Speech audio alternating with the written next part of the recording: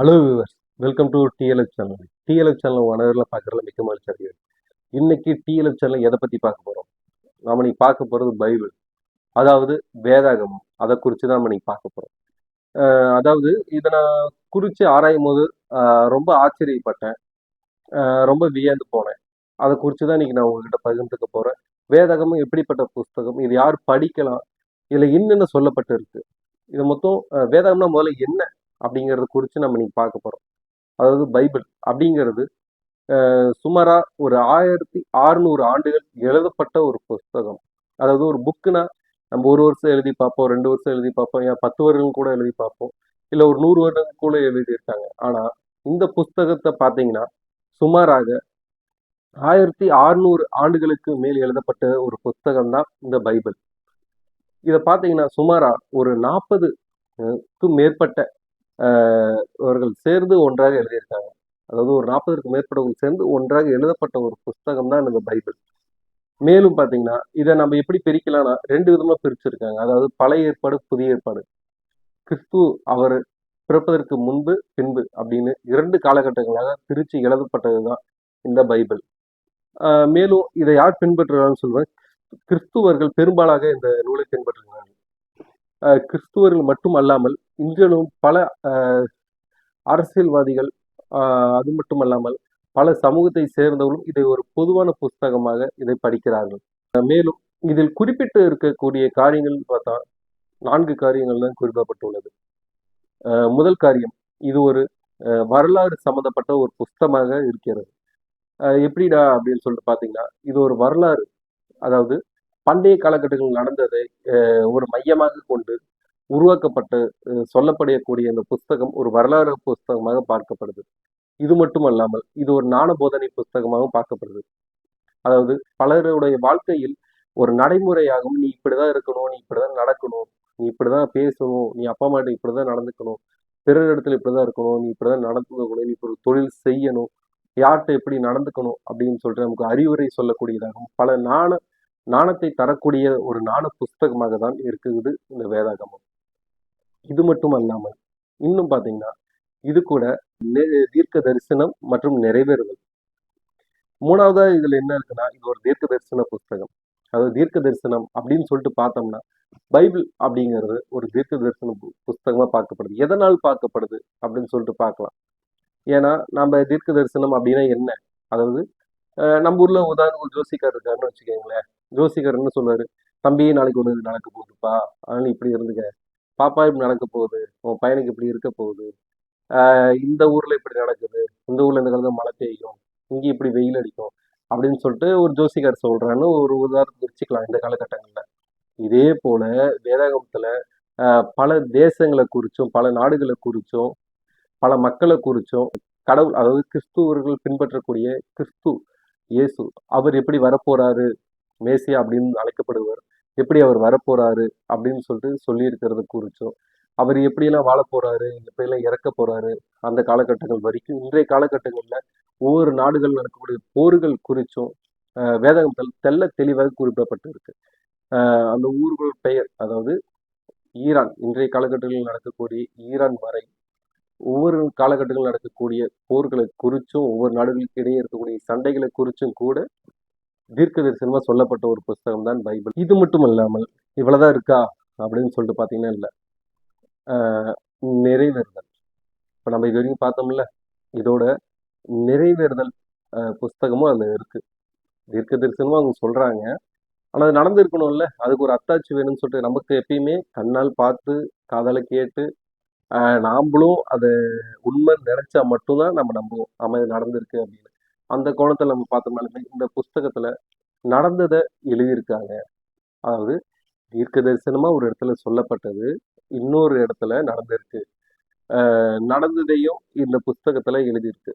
அதாவது 1600 ஆண்டுகள் ஒவ்வொரு காலகட்டங்கள்லையும், 1000 ஆண்டுகள்ல சுமாரா ஒரு 20 இல்லை ஒரு 50 ஜென்ரேஷன் வச்சுக்கலாமே. ஒவ்வொரு ஜென்ரேஷனுக்கும் இடையில இருக்கிற கேப்பை பாருங்க. 1600 ஆண்டுகள். அதாவது நமக்கு ஒரு 100 ஆண்டுகள் கடந்தாலே நான் யாருன்னு தெரியாது, 100 ஒரு 50 ஆண்டுகள் கடந்தாலே யாருன்னு தெரியாது. அப்படிங்கிற பட்சத்துல 1600 ஆண்டுகள் 40க்கும் மேற்பட்ட ஆசிரியர்களால ஒரே கூர்வையாக, ஒரே நடையாக, ஒரே அமைப்பாக, ஒரு இடத்தில் கூட கருத்து வேறுபாடுகள் இல்லாமல் எழுதப்பட்ட புஸ்தகம் தான் இந்த பைபிள்.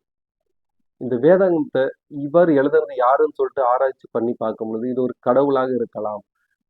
கடவுள் ஆவி ஏவப்பட்டு இந்த 40 நபர்களும் எழுதப்பட்டு இருக்கலாம் என்று கிறிஸ்துவர்களால் நம்பப்படுது. இந்த காலகட்டங்கள் வரைக்கும் கிறிஸ்துவர்களால் பெரும்பங்கு வாசிக்கப்பட்டு பிற மதத்தை சார்ந்தவர்களும் படிக்கக்கூடிய ஒரு புஸ்தகமாகவும் பல ஆய்வுகள் மூலம் வெளிப்படுத்தப்பட்டு இருக்கிற புஸ்தகமாக தான் கருதப்படுது இந்த பைபிள். அதாவது பரிசுத்த வேதாகம் அப்படின்னு சொல்லப்படக்கூடியது. மேலும் பார்த்தீங்கன்னா இது ஒவ்வொரு நாடுகளுக்கு இடையே சொல்லப்பட்ட ராஜாக்களை குறிச்சும் அங்கு நடக்கக்கூடிய சூழ்நிலை குறிச்சும் இப்போது நடக்கக்கூடிய ஈரான் போர் வரைக்கும் பார்த்தீங்கன்னா இஸ்ரேல், ஈரான், நம்ம இந்திய தேசத்தை குறித்தும் கூட இந்து தேசம் அப்படின்னு குறிப்பிட்டு கூட வேதாகமத்தில் எழுதப்பட்டு இருக்கு. இவர் பல ஆச்சரியங்கள் நிறைந்த புஸ்தகம் தான் இந்த வேதாகமம். இதில் இருக்கக்கூடிய முதல் 5 புத்தகங்கள் பார்த்தீங்கன்னா மோசே அவரால் எழுதப்பட்டு இருக்கு. முதல் 5 புஸ்தகங்கள் மோசே அவரால் எழுதப்பட்டு இருக்கு. மீதி இருக்க புஸ்தகங்கள் இதில் சொல்லப்பட்டு இருக்கக்கூடிய ஒவ்வொரு அப்போஸ்தலர்கள், கிறிஸ்துடைய சீசர்கள் இவர்களால் எழுதப்பட்டு இருக்கு. யோவான், மார்க்கு, மத்தேயு இது மாதிரி புஸ்தகங்கள் இதுல இருக்கு. இதுல பாத்தீங்கன்னா நம்ம சொல்றதுக்கு என்னன்னு சொல்லிட்டு பாத்தீங்கன்னா இது நம்ம படிக்கும்போது ரொம்ப ஆச்சரியமா இருக்கு. ஏன்னா ஒரு 2000 வருடங்களுக்கு முன்பு எழுதப்பட்ட புஸ்தகம் இன்றைய காலகட்டங்கள் வரைக்கும் பொருந்தது. இன்றைய காலங்களின் சூழ்நிலைக்கு ஒத்து போகுது. மேலும் பாத்தீங்கன்னா இன்றளவும் அதுல எந்த ஒரு முரண்பாடும் இல்லாமல் இருக்குது அப்படின்னு பார்க்கும்போது மிக ஆச்சரியமா இருக்கு. அப்படி இருக்கும்போது இந்த வேதாகமத்தை ஆராய்ச்சி பண்ணி பார்க்கும் பொழுது இவ்வளவு தூரம் இருக்கா, இல்லை இவ்வளவு செய்திகள் இருக்கா, இத்தனை நாளும் இதை பத்தி நம்ம ஒரு சொல்லாம விட்டுட்டோமே அப்படிங்கிறது எனக்குள்ள இருந்துச்சு. ஓகேங்களா, அதை நான் உங்களுக்கு ஷேர் பண்ணிக்கலாம் அப்படின்னு சொல்லிட்டு பார்த்தேன். ஓகே, இன்னைக்கு நாம இன்னைக்கு பார்த்த இந்த பைபிள் பார்த்தீங்கன்னா ஒவ்வொருத்தரோட வாழ்க்கையை குறிச்சும் அவங்களோட வரலாறு குறிச்சும் இதுக்கப்புறம் அவன் எப்படி இருக்க போறாங்கிறத குறிச்சும் இதுக்கப்புறம் அங்கே என்ன நடக்க போகுதுங்கிறத குறிச்சும் அவன் இப்போ எப்படி நடந்துக்கிட்டான் அப்படிங்கிற குறிச்சுமே இருக்கு. அப்படிங்கும்போது இதை நம்ம கிறிஸ்துவன் சொல்வது போல இது கடவுளால் ஏவப்பட்ட புஸ்தகமா, அவர் மூலியமாக தான் இது சொல்லப்பட்டதா அப்படிங்கிற பல கேள்விகள் நமக்குள்ள இருக்கு. அதோட விடைகளுமே அந்த புஸ்தகத்துல இருக்கு. நீங்க முடிஞ்சா ஃப்ரீயா இருக்கும்போது ஒருக்க அதை படிச்சு பாருங்க. ஏன்னா படிக்கிறது தப்பு இல்லை, தெரிஞ்சுக்கிறது தப்பு இல்லை. நம்ம படிக்கலாம், பல விஷயங்களை கத்துக்கலாம், அது எதுவுமே தப்பு இல்லை. முடிஞ்சா நீங்க ஃப்ரீயாக டைம்ல படிச்சு பாருங்க, பல காரியங்கள் உங்களுக்கு புரியும். இது மட்டும் இல்லாமல் இன்னும் இந்த புஸ்தகத்துல பல ரகசியங்கள் இருக்கு. அதாவது பல கோணங்களை நான் பார்க்கும் பொழுது சொல்லப்பட்ட தீர்க்க தரிசன வார்த்தைகள் எதுவுமே டைரக்டா பல வார்த்தைகள் சொல்லாம இன்டைரக்டா சொல்லப்பட்டிருக்கு. அதாவது உதாரணத்துக்கு சொல்லணும்னா இது நான் செகண்ட் வீடியோவில் சொல்றேன், இது வீடியோ பார்ட் 2 நான் சொல்றேன். உங்களுக்கு ஒரு இன்ட் மட்டும் தரேன். அதாவது இந்த புஸ்தகத்துல பார்த்தீங்கன்னா பல அதாவது பழைய ஏற்பாடாகட்டும் புதிய ஏற்பாடாகட்டும் பல உவமைகளால் சொல்லப்பட்டிருக்கு. அதாவது என்னப்பா இப்பதான் சொன்னேன் 4 தான் இருக்கு அப்படின்னு படுது உவமைகள் அப்படின்னு சொல்லிட்டு கேட்கலாம். ஆனா அடிப்படையானது 2, பழசு புதுசுங்க 2. அதில் இருந்து பிரிச்சோம்னா 4 பிரிச்சிருக்கு. அதாவது வரலாறு, ஞானபோதனைகள், தீர்க்க தரிசனம் நிறைய 4 பிரிச்சிருக்கு. இதுல நம்ம இன்னும் ஆராய்ச்சி பண்ணிப்போம். இன்னும் நிறைய பகுதிகளும் இருக்கும். நீங்க இன்னைக்கு அதுல ஒரு பகுதி எடுத்து நீங்க வாசிச்சு நீங்க படிக்கிறீங்கன்னா ஒரு வார்த்தையை எடுத்துட்டு நாளைக்கு காலையில் அது வேற ஒரு வார்த்தையா உங்களுக்கு தோன்றும். அப்படிங்கும்போது ஒவ்வொருத்தர் வாழ்க்கைக்கு அது பொருந்துற விதமாகவும் இருக்கும். இன்னைக்கு உங்க வாழ்க்கைக்கு பொருந்ததுன்னா நாளைக்கு உங்க அம்மா வாழ்க்கைக்கு பொருந்தும், நாளை மறுநாள் உங்க அப்பா வாழ்க்கைக்கு பொருந்தும், நாளை அதுக்கு அடுத்தாலும் உங்க நண்பருக்கு பொருந்தும், அதுக்கப்புறம் உங்க மகளுக்கு பொருந்தும். இது போல ஒவ்வொருத்தருக்கும் பொருந்தக்கூடியதாக தான் இந்த வேதகம் இருக்கு. அதனாலதான் இன்றளவு அது அழியாமலும் மக்கள் பாதுகாக்கப்படும் புனித நூலாக கருதப்படுது. மேலும் பல தேசங்கள்ல இந்த நூலை தான் அவங்க பின்பற்றுறாங்க.